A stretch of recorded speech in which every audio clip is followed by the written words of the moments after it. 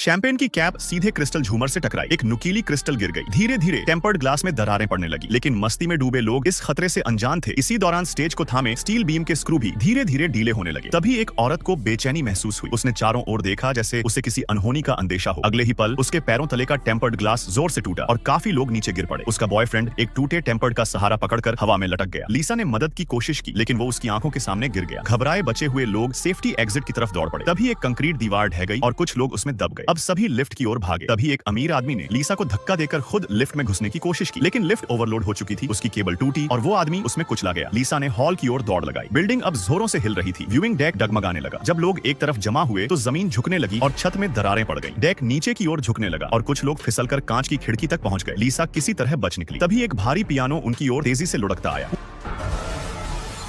पूरी इमारत अब गिरने की कगार पर थी और स्टेज आधा लटक चुका था। लीसा मलबे से बचती बचाती दौड़ी। तभी उसे बक्से में एक छोटा लड़का जिंदा मिला। भागने का कोई रास्ता नहीं बचा था। इमारत कभी भी गिर सकती थी। लीसा ने झट से बच्चे को उठाया और नीचे छलांग लगा दी। अगले ही पल स्टेज भी टूटकर नीचे गिर गया। किस्मत से उसकी अंगूठी दो स्टील रॉड्स के बीच फंस गई, जिससे दोनों कुछ पल हवा में लटके रहे, लेकिन जोर से खींचने पर उसकी उंगली कट गई और दोनों नीचे जा गिरे। एक नुकीली छड़ शरीर में घुस गई और लीसा की नींद खुल गई।